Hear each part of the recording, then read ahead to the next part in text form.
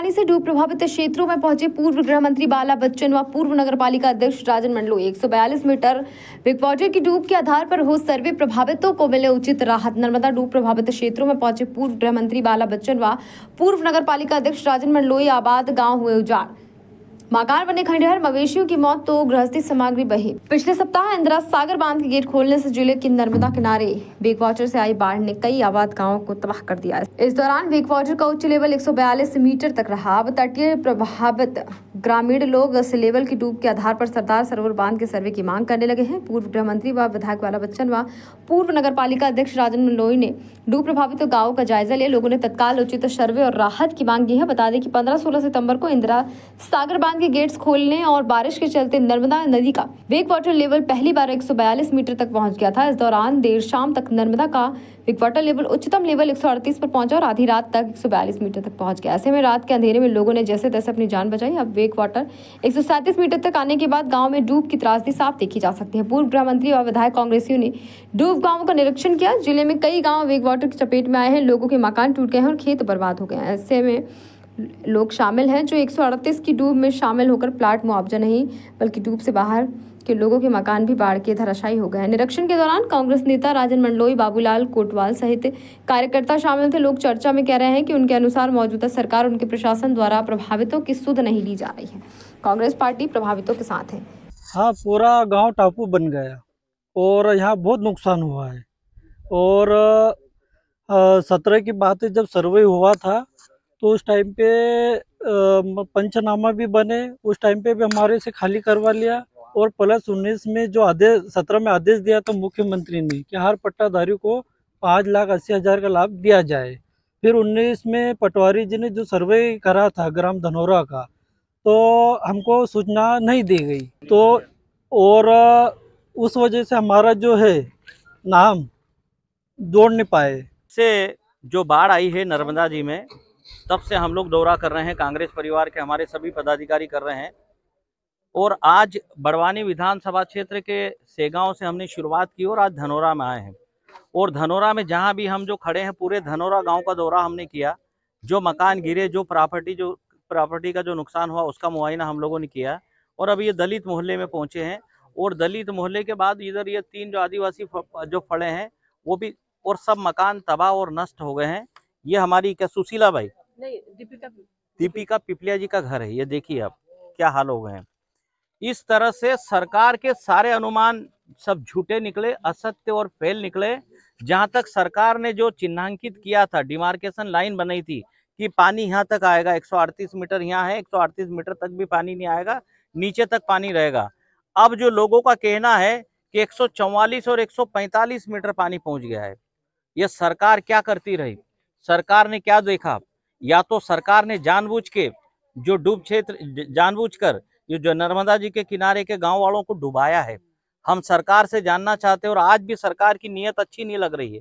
जो सरकारी अमले को, राजस्व तंत्र को जो गांव में जो सर्वे के लिए भेजना चाहिए, मुआयने के लिए भेजना चाहिए, आज भी कोई ढंग से किसी का कोई मुआयना हुआ नहीं है।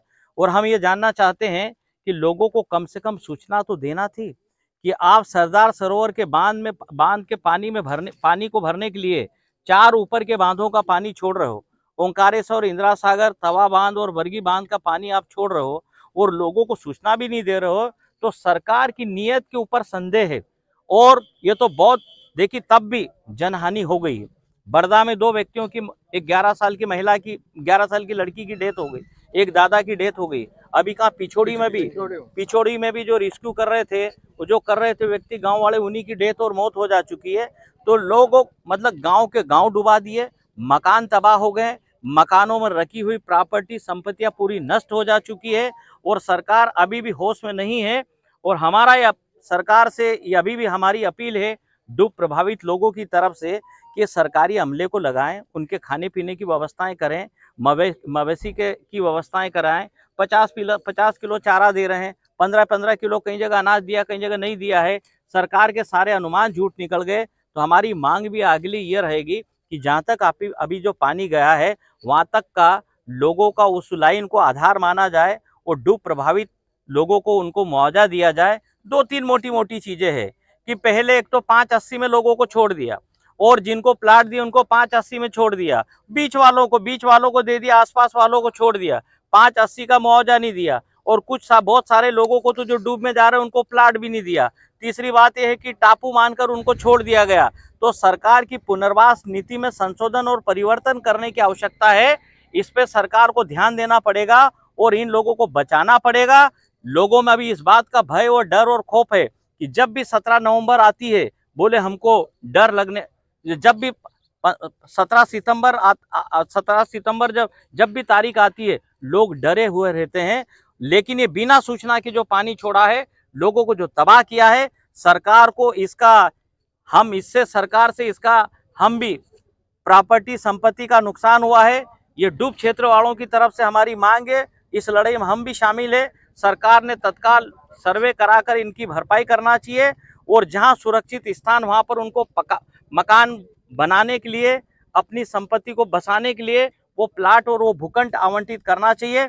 हमारी गांव वालों से सबसे बात हुई, भैया 580 हमको मिल जाएंगे, या जो डूब में जा रहे हैं हमको प्लाट मिल जाएंगे, या जिनको टापू बनाया है उनको भी, जो पानी जहां तक गया है, हम लोग भी सब डूब में आ रहे हैं। सरकार हमको मदद अगर करना चाहेगी तो बोले हम भी सरकार का साथ और विश्वास देंगे। सरकार का हम भी साथ देंगे और हम सरकार को एक खातरी दिलाते हैं। लेकिन सरकार हमको साथ में लेना नहीं चाहती है। मेरा आप लोगों से आग्रह, लोगों ने हमको कहा है कि भैया अब हमको इस सरकार के ऊपर विश्वास और भरोसा नहीं है। अब 2 महीने बाद बोले वोट पड़ेंगे तो आप ध्यान देना, आप और कमलनाथ जी आकर अगर हमको खातरी दिलाएंगे तो हमको विश्वास और भरोसा हो जाएगा और जहाँ तक जो पानी गया है वहाँ तक हमको डूब में लिया जाए, जिससे कि हम लोग आगे के लिए हमारे भविष्य को और हमारे बच्चों को सुरक्षित हम रख सके। तो इसके लिए आज हमारा जो दौरा चल रहा है, और दौरे के दौरान जैसा राजपुर विधानसभा में हमने जो देखा, उससे ज़्यादा नुकसान बड़वानी विधानसभा में भी हुआ है। तो देख के आंखें नम हो जाती है। और जो नुकसान हुआ है, मेरे को नहीं लगता है कि सरकार उस पर गंभीरता से कोई ध्यान दे रही है और विचार कर रही है और मदद करने की कोई वो मूड में है। खबर भारतवर्ष के लिए बड़वानी से आदित्य शर्मा की रिपोर्ट। अपने शहर, अपने प्रदेश की ताज़ा खबरों के लिए लाइक करें, शेयर करें, सब्सक्राइब करें और हाँ, बेल आइकन दबाना ना भूलें, क्योंकि खबर हमारी, फैसला जनतंत्र का।